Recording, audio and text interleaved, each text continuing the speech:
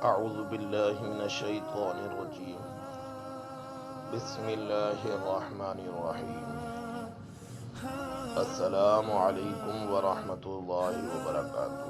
ایک سید زادے کا واقعہ۔ حضرت سیدنا شفیق بن ابراہیم بلخی رحمۃ اللہ علیہ فرماتے ہیں،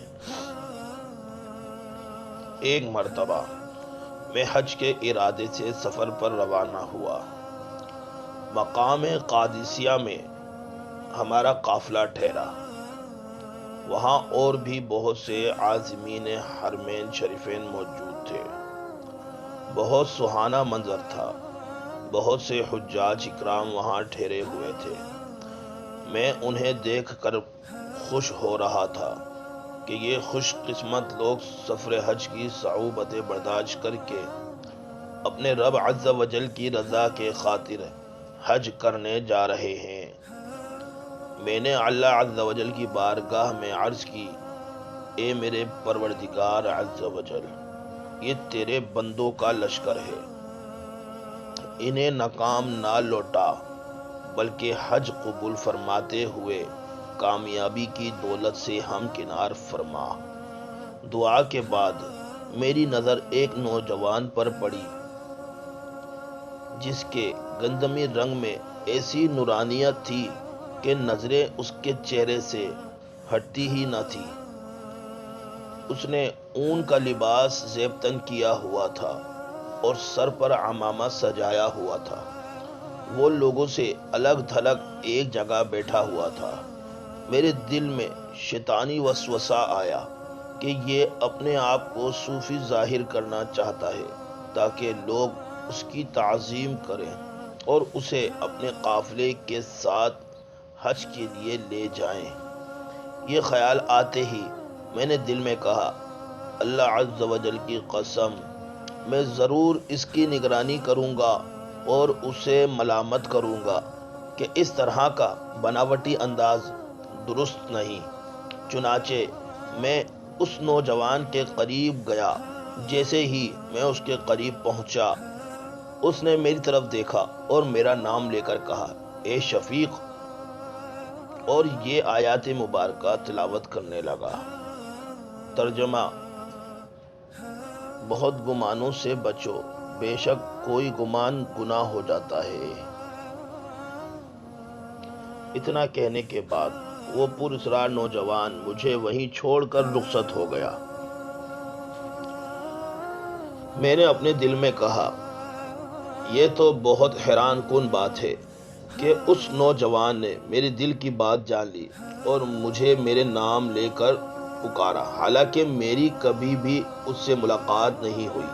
یہ ضرور اللہ عز و جل کا مقبول بندہ ہے۔ میں نے خواہ مخواہ اس کے بارے میں بدگمانی کی۔ میں ضرور اس نوجوان سے ملاقات کروں گا اور معذرت کروں گا۔ چنانچہ میں اس نوجوان کے پیچھے ہو لیا، لیکن کافی تگ و دو کے بعد بھی میں اسے ڈھونڈ نہ سکا۔ پھر ہمارے قافلے نے مقام واقصہ میں قیام کیا۔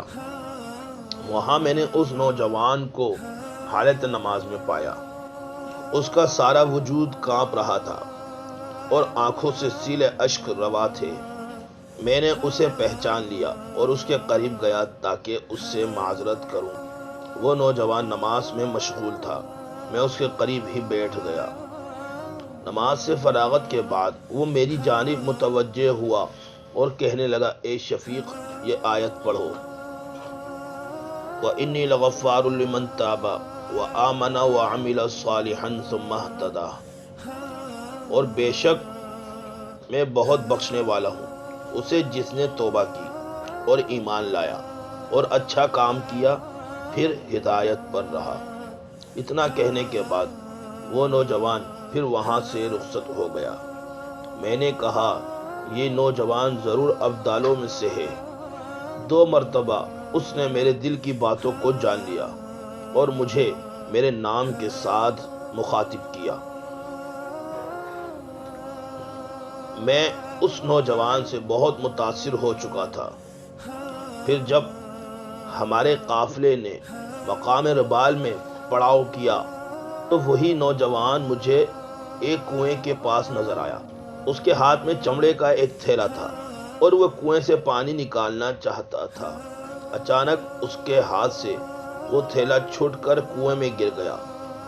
اس نوجوان نے آسمان کی جانب نظر اٹھائی اور عرض کی، اے میرے پروردگار، جب مجھے پیاس ستاتی ہے تو ہی میری پیاس بجھاتا ہے، جب مجھے بھوک لگتی ہے تو ہی مجھے کھانا عطا فرماتا ہے، میری امید گاہ بس تو ہی ہے۔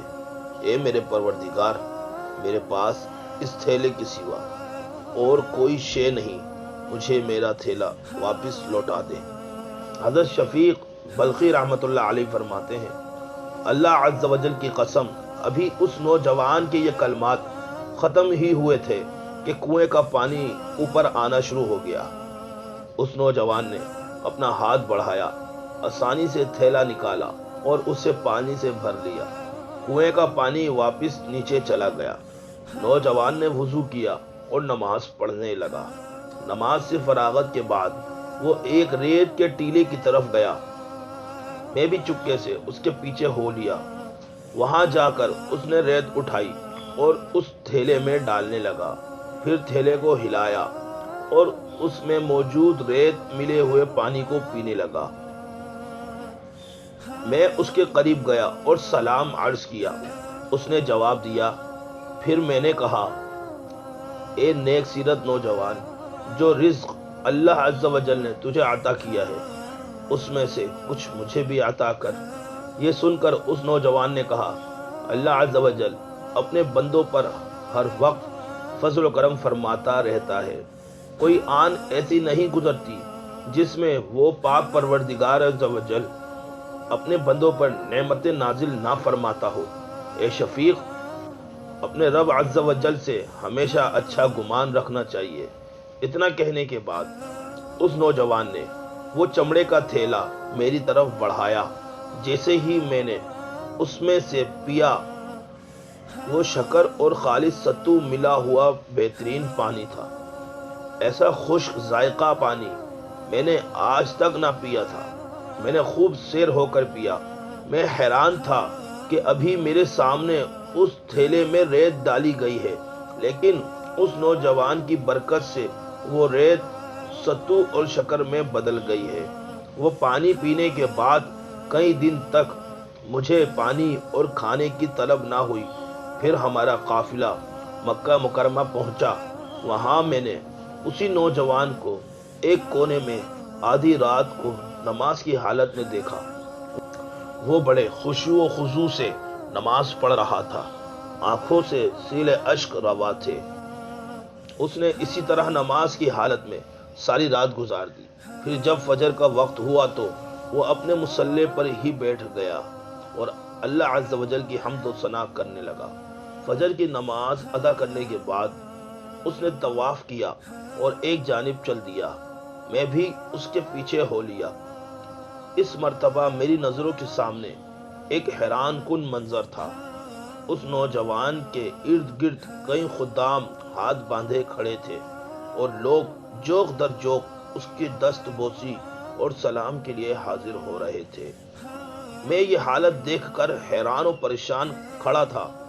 پھر میں نے ایک شخص سے پوچھا، یہ عظیم نوجوان کون ہے؟ اس نے جواب دیا، یہ حضرت سیدنا موسیٰ بن جعفر بن محمد بن علی بن حسین بن علی رضوان اللہ تعالی علیہم اجمعین ہیں۔ میں نے کہا، اتنی کرامات کا ظاہر ہونا اس سید زادے کی شان کے لائق ہے۔ یہی وہ ہستیاں ہیں جنہیں اللہ عز و جل اتنی کرامات سے نوازتا ہے۔ اسی طرح کی اور اچھی ویڈیو دیکھنے کے لیے ہمارے چینل کو سبسکرائب اور بیل آئیکن کو دبا دیجیے تاکہ ہر آئندہ آنے والی نیو ویڈیو آپ تک سب سے پہلے پہنچ جائے، اور ویڈیو کو لائک، شیئر اینڈ کمنٹ کر دیجیے۔